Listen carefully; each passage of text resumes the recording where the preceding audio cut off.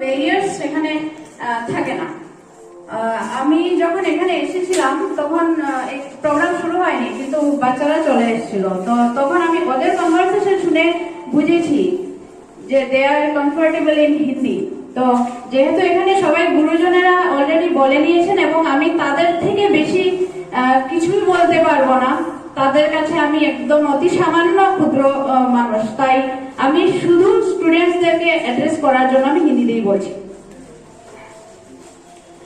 मेरे सामने उपस्थित भारत के भविष्य को और जो आप सब यहाँ से जाकर बड़े होकर भारत के हर कोने में जाकर ये छोटा सा शहर हमारा हैलाकंदी है, इसका नाम उज्जवल करने वाले हैं।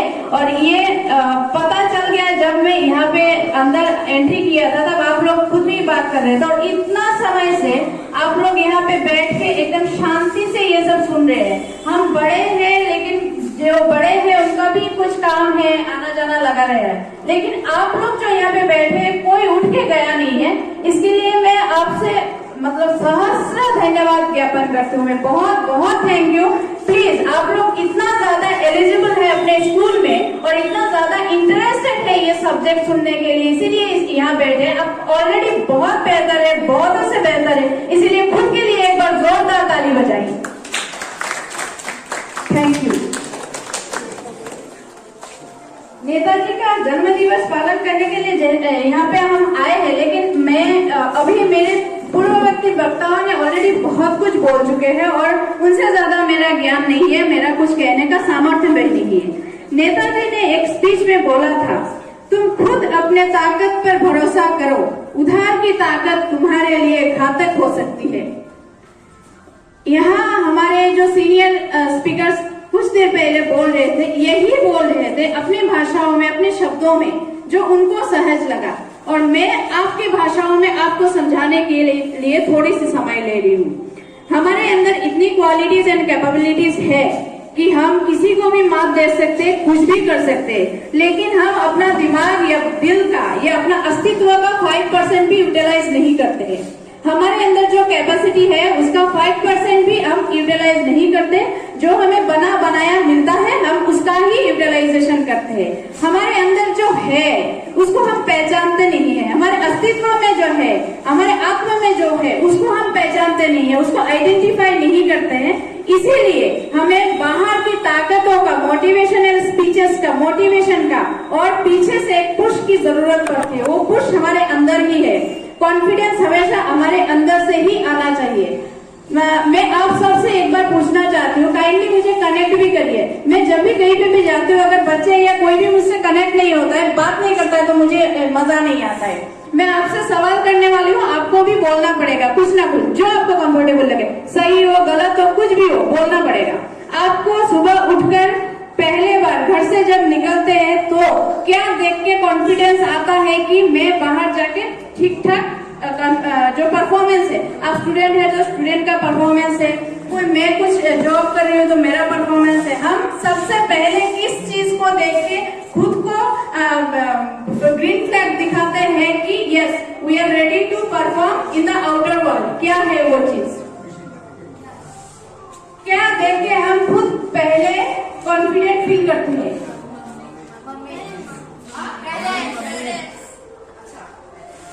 सुबह मम्मी ने डांट दिया, पापा ने डांट दिया तो मुंह तो ऐसा लगता होता है। अच्छा, वो तो स्कूल जाने के बाद। मैं बोलू thank you for connecting with me. Mirror, आईना।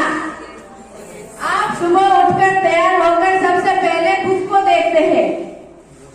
बाहर जाने से पहले सबसे पहले खुद को देखते हैं। हमारी सबसे ज्यादा इंस्पिरेशन हमें खुद से मिलती है। अगर हम खुद ठीक ठाक है, चेहरा ठीक है, सब ठीक है, गुड लुकिंग दिख रहे हैं, कॉन्फिडेंट दिख रहे हैं, बोल सकते हैं, सब ठीक है, तो ही हम बाहर जाके कॉन्फिडेंस शो करते हैं। तभी हम बाहर जाके कॉन्फिडेंस शो करते हैं। Yes we are confident. तो सबसे पहले जिस चीज में काम करना है वो खुद है, अपने ऊपर काम करना पड़ेगा। पहले भारत का भविष्य बन जाएगा। I am sorry to interrupt. Bharat का भविष्य बन जाएगा। एक्चुअली मुझे यहाँ पे जो दायित्व दिया गया है वो नाम है अपने जॉब के हिसाब से ही बात करती हूँ। मैं धर्म, भाषा, संस्कृति सबको अलग रखकर जो हम और आपके बीच जो बात होना चाहिए और इससे जो फायदा होना चाहिए, मैं डायरेक्टली पॉइंट पे आके बात करती हूँ। As because we are students, कुछ दिन देर पहले हमने IPS SES ऑफिसर्स की बात किया है, वो सबसे परे है, कोई बैरियर्स नहीं है, कोई भाषा, कोई जाति, कोई धर्म, कुछ भी नहीं है। सिर्फ फोकस करो तो अपने आप पर, आप खुद पे फोकस करेंगे, आपका कंसंट्रेशन, आपका व्यक्तित्व, आपका अस्तित्व जितना अच्छा होगा, आप जहां पे भी जाएंगे वही जीत के आएंगे, चाहे कुछ भी हो, चाहे कुछ भी हो जाए। आप खुद के ऊपर काम करेंगे तो ही जीत के आएंगे। और ये काम खुद को पहचानने का समय वही है जब हम अकेले रहते हैं, जब पूरी दुनिया सो रही होती है और सारा पृथ्वी, सारा संसार शांत होता है। ऐसा भी हमारे दिन में एक मोमेंट आता है, वो ऐसा मोमेंट है जिससे हम अपनी एनर्जीज को बढ़ा सकते हैं, अपने आप को पहचान सकते हैं और अपने आइडेंटिफाई कर सकते हैं कि हम आगे क्या करें, कैसे करें, खुद को काउंसलिंग कर सकते हैं। हम बहुत भाग्यशाली है कि हम भारत में जन्म हुए हैं, हम भारतीय है, क्योंकि यहाँ पे जो पॉजिटिव एनर्जीज, आज सारे विश्व में क्वांटम फिजिक्स की बात करते हैं, पॉजिटिव एनर्जीज, निगेटिव एनर्जीज, इतने सारे चीजों की जो बातें होती है, जो साइंटिस्ट अभी बोलते हैं, मोटिवेशनल स्पीकर्स और काउंसलर्स अभी बोलते हैं, वो सदियों से हमारे भारत पे चला आ रहा है, लेकिन हमारी ही कमी है, हमने उनको नोटिस नहीं किया। नेताजी कहते थे सैन्य प्रशिक्षण, एक सच्चे सैनिक के लिए सैन्य प्रशिक्षण और आध्यात्मिक प्रशिक्षण होना बहुत जरूरी है, और हम अपने अपने जिंदगी में खुद ही एक एक सैनिक है। ये जीवन का युद्ध है और इस युद्ध को जीतने के लिए खुद को सेना की तरह तैयार करना पड़ेगा। कैसे तैयार करना पड़ेगा? सेना की तरह। मम्मी पापा बहुत पैम्पर करेंगे, पढ़ाई ज्यादा हो गया तो बच्चा सो जाओ, खुद को ऐसा ट्रेन करना पड़ेगा कि हम एक सेना है, सिपाही है। किस चीज का सिपाही? खुद की जिंदगी का। आज की युवा पीढ़ी भारत का भविष्य है, लेकिन युवा पीढ़ी के पहले जो किशोर अवस्था है, your adolescence, you are in adolescence period, ये एडोलेसेंस ही हमारा जीवन का नींव है। इसमें हम बिगड़ भी सकते हैं, सुधर भी सकते हैं, संवर भी सकते हैं। अगर आज ही संवर जाए तो सारी जिंदगी संवर जाएगी, कोई हमें डाइवर्ट नहीं कर सकता। हमें खुद ये सब एनर्जीज लेने के लिए एक रूटीन फॉलो करने की, एक डिसिप्लिन लाइफ मेंटेन करने की बहुत जरूरत है। मैं यहाँ स्पीच पे बोलूंगी और कल आप मोबाइल में अलार्म सेट करके उठ जाएंगे सुबह 5 बजे से, ऐसा करने से नहीं चलेगा। ऐसा आप कुछ दिन करेंगे फिर बोर होके बैठ जाएंगे। कुछ योगा स्टार्ट कर देंगे तो कुछ दिन पहले योगा भी बंद हो जाएगा, वो भी नहीं कर पाएंगे। हमारे पृथ्वी में कुछ समय है जिसको हम ब्रह्म मुहूर्त कहते हैं। सुबह 3:30 या 4 बजे के पहले उठिए और 4:30 बजे के बाद भी सो सकते हैं। 3:30 से 4:30 बजे का जो मुहूर्त है उसको हम ब्रह्म मुहूर्त कहते हैं। सारे पृथ्वी का एनर्जी तब हमारे आसपास होता है और पृथ्वी जाग रहा होता है, ये यूनिवर्स जाग रहा होता है। If you want to identify yourself, if you want to catch the fact, what you want to do in your life and how you can do the things, आपकी खुद की एनर्जीज को मॉडिफाई करने के लिए, कस्टमाइज करने के लिए ब्रह्म मुहूर्त में उठकर जो मन चाहे वो लिखो, मन में जो आए वो लिखो। हम नोटिस राइटिंग कॉम्पिटिशन के बारे में यहाँ पे बोलने वाले, राइटिंग कॉम्पिटिशन के बारे में यहाँ बात करने के लिए आए हैं, लेकिन लिखना तभी आएगा जब हम शांत होंगे या हमारा आसपास शांत होगा या हमारे दिमाग में कुछ आएगा। अभी हमारे दिमाग में 50 बातें चल रहे होते हैं दिन भर में। सच्ची में दिन में सिर्फ वही समय होता है जब हम फोकस कर सकते हैं। तब हम अगर किसी भी चीज के बारे में सोचे, गाए, लिखे, समझे, कुछ भी करें, वही हम परफेक्टली कर सकते हैं। वो है ब्रह्म मुहूर्त। आप पहले दिन से, कल से ही आप उठ नहीं सकते, कल से ही आप जाग नहीं सकते। थोड़ा थोड़ा करके खुद को डिसिप्लिन करना पड़ेगा, थोड़ा थोड़ा करके खुद के जागने के समय को आगे बढ़ाना पड़ेगा। उसके बाद आप रेस्ट कर लो, सो जाओ, दिन में कुछ भी करो। आप कुछ दिन करके समझ जाएंगे कि आप में एनर्जीज कितनी ज्यादा बढ़ गई है। और यही एनर्जी, यही डिसिप्लिन, यही सैनिक की तरह परिश्रम करने का जो आपको आदत लग जाएगी, यही आपको जीवन में किसी भी हद तक कहीं पे भी जाए, आप कोई भी प्लेटफॉर्म में जाए, आप जीत के आ सकते हैं। आपको किसी भी चीज में फोकस करना है, आप तब जाकर, तब उठकर ये फोकस कीजिए, पढ़िए, सुनिए, कुछ सुनना भी है, ऑडियो, अभी तो ऑडियो में भी आ गए। जब कुछ भी जानकारी चाहिए तो ऑडियो में आप सुन लीजिए, ध्यान लगाने की जरूरत नहीं है। आप कुछ भी पढ़ लीजिए, तब आईने के सामने जाकर बात कीजिए। आप स्कूल में जाकर या कहीं पे भी जाकर स्पीच देना है, तब जाकर आईने के सामने बात कीजिए, वही परफेक्ट होगा। तब आप क्या कर सकते हैं, जो स्किल तब आपको मिलेगा वही परफेक्ट होगा और इसी को आप कस्टमाइज कर सकते हैं। अगर हमको अभी से खुद को डिसिप्लिन करना है, खुद को आगे बढ़ाना है, खुद को काबिल बनाना है, खुद के अंदर चारों तरफ एक बाउंड्री क्रिएट कीजिए। Rise your boundaries high with dignity. एक पानी का बोतल है, इस पानी के बोतल के अंदर जो पानी है, इस पानी का प्राइस है 10 रुपया, 10 टका इस पानी का रेट है।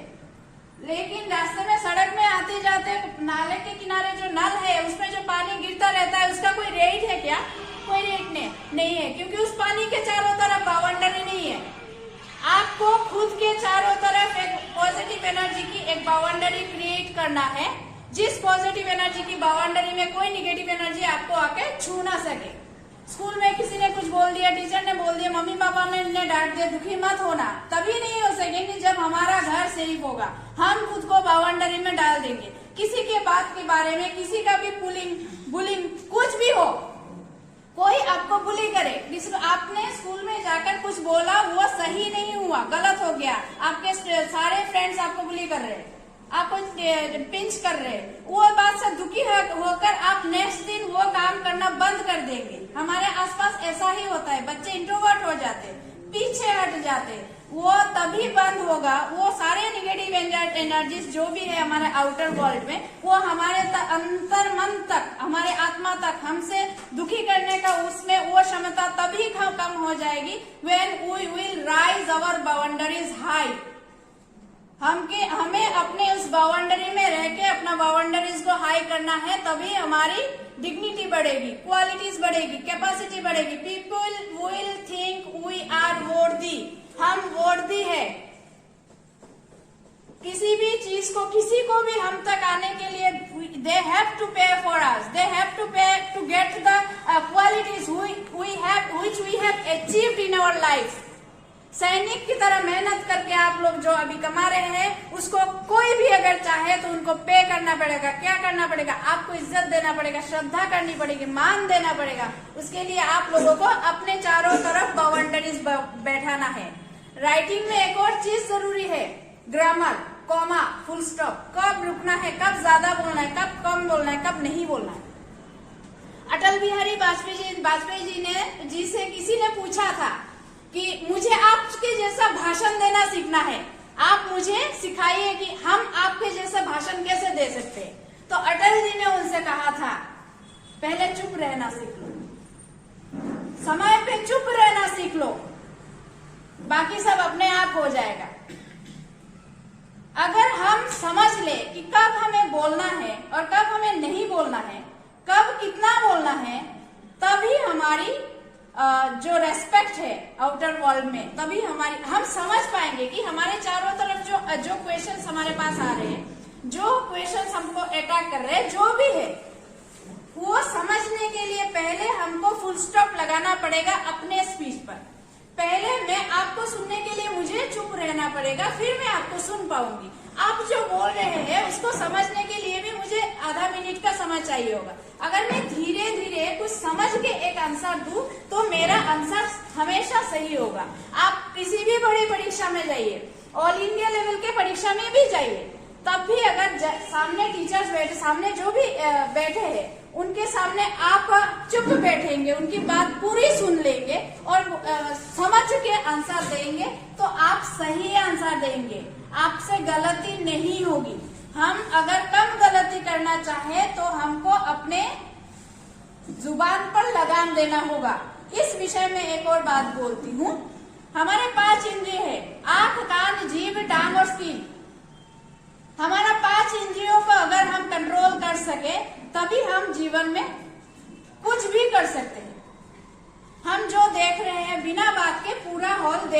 कौन क्या कर रहा है, कौन क्या बोल रहा है, हम देख के वो समझ लेंगे। हमको देख के वो क्या करना है, कंज्यूम करना है। We are consuming what you are doing there. कान हमेशा ऐसा रखना चाहिए कि कौन क्या कब जो भी बोल रहा है वो समझ लो, बोलो मत। और जीभ को हमेशा क्या करो, बंद करके रख दो, उसको यूज ही मत करो। तब करो जब उसकी जरूरत हो, तब जब आप बोलेंगे तो आपका जो भी बोलेंगे वो बहुत ज्यादा वैल्यूएबल होगा। तो ये सब टिप्स है, जो ये सब चीजें हैं जो हम प्रमोट करते हैं, बच्चों की पर्सनालिटी डेवलपमेंट की भी कोशिश करते हैं। और ये सब छोटी छोटी चीजें मिलाकर ही हमारा व्यक्तित्व गठन होता है, हमारा पर्सनालिटी डेवलपमेंट होता है। और हम इसी चीज को यूटिलाइज अपने पढ़ाई में करें, जीवन में कहीं पे भी करें, हमें सफलता जरूर मिलेगी।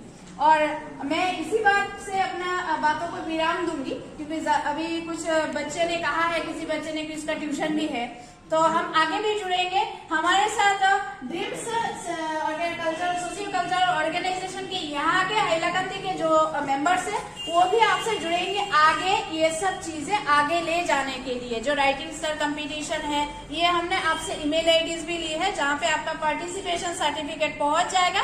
और आप कुछ भी लिखें, आप कुछ भी छापने की कोशिश करें, आपको जो मन में आए, जो सब्जेक्ट के बारे में जितना मन चाहे लिखिए और हमें भेजिए। हम इसको आगे बढ़ाने की प्रमोट करने की कोशिश करेंगे। और हम आगे भी आपसे जुड़े रहेंगे। और हाइलाकांदी में भी और भी कुछ हाई स्कूल्स है बहुत सारे जो हमसे जुड़ना चाहते हैं। यहाँ पे गौतम गुप्ता जी है, वो भी हाइलाकांदी में हमारे मेंबर के हिसाब से आप सब लोगों से जुड़ते रहेंगे। मैं आपके जीवन के हर हार्दिक सफलता कामना करते हुए, आपके सुस्वास्थ्य का कामना करते हुए यही अपना बातों का विराम देती हूँ। धन्यवाद।